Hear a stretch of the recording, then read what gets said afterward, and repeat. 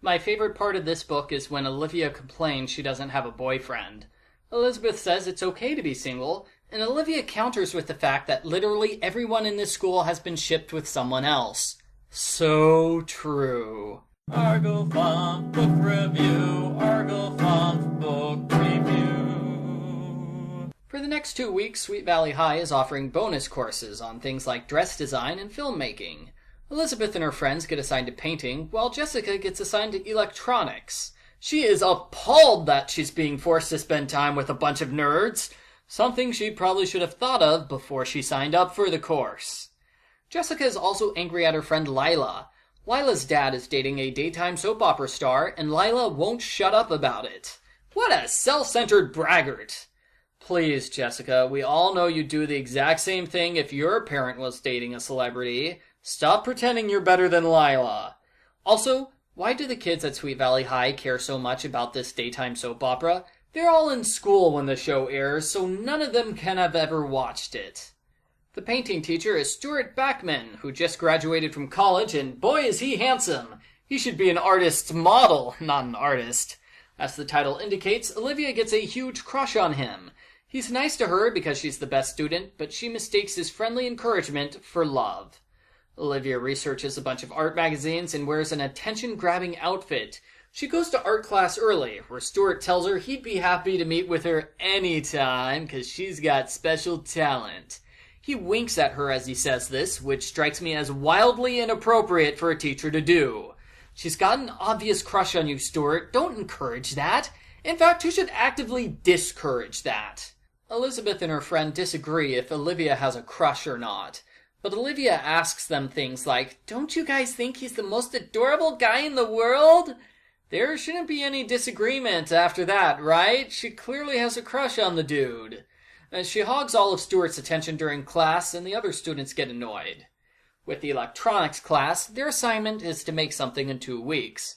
Instead of working, Jessica spends all of her time wallowing in sadness because she's in a class with nerds. Why, that one boy wants to make a computer game. Nerd! Hey, you be quiet, Jessica. Computer games are awesome. They're not nerdy. 1 week later, Jessica hasn't done any work whatsoever.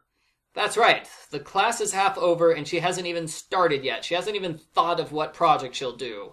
I am amazed that the teacher let the situation get this far out of hand.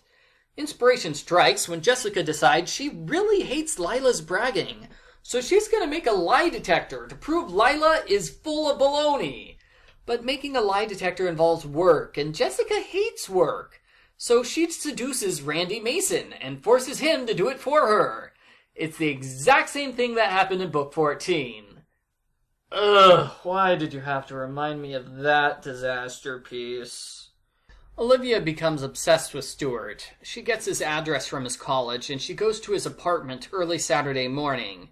If I was Stuart, I would be shocked that a student showed up at my personal residence, but he's totally okay with it, and spends the whole day with her.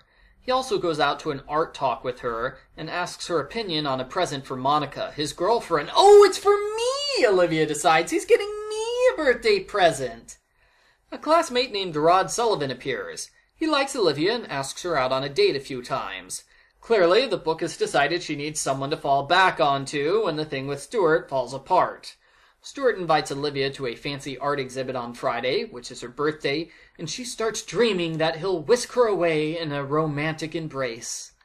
Lila and Jessica snipe at each other some more. Lila learns that Elizabeth's boyfriend Todd is moving back to Sweet Valley. She uses this information to torment Jessica and to blackmail her. I have no idea why these girls are best friends. They clearly hate each other.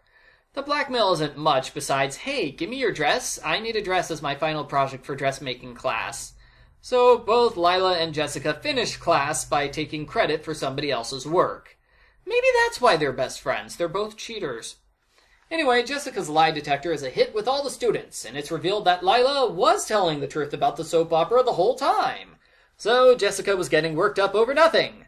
Of course, she doesn't apologize to Lila for not believing her and for trying to publicly humiliate her. Why would she? Jessica never apologizes for anything. At the art exhibit, Stuart introduces Olivia to his girlfriend Monica. He had a girlfriend the entire time? Olivia's crushed, and she realizes that he never liked her romantically. She can't help but feel hurt and depressed, even when Stuart reveals that Olivia's painting is also part of the art exhibit. The book finishes with Olivia's friends and family throwing her a huge surprise birthday party, featuring Rod, the rebound guy. She feels much better now. As usual, there's a cliffhanger ending where Lila tells Elizabeth Todd is coming back to town. How will she react? Will she break up with her new boyfriend to date her old boyfriend? Find out in book number 58, the book that I don't have. What? No! The end. Post-book follow-up. When I was reading this book, I was impressed at how much better it was than the previous book I read. I especially like the multiple storylines. Last book was all Kristen all the time. This book moves around from Olivia to Jessica to Elizabeth to Lila and so on. I liked how the book kept moving between a series of storylines instead of anchoring itself to one storyline and focusing on it exclusively. It flowed well because the storylines overlapped, as opposed to the other books where the main plot and the subplot are completely segregated from each other. There's also the fact that this story is all about the regular characters in the series and not one-shot characters we'll never see again. Maybe the author just writes better with these characters because the author's more used to working with them. Those are the good things.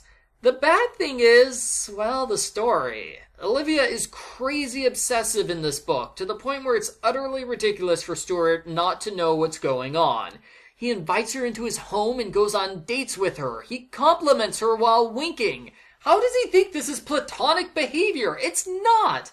And as I said earlier, it is wildly inappropriate because he is a teacher and she is his underage student.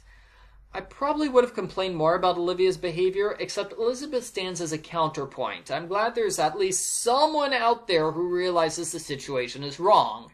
If we only saw the story from Olivia's point of view, it would have been a train wreck. But having multiple characters get focused downgrades the story from a train wreck to a train wreck with survivors. Speaking of disasters, Jessica!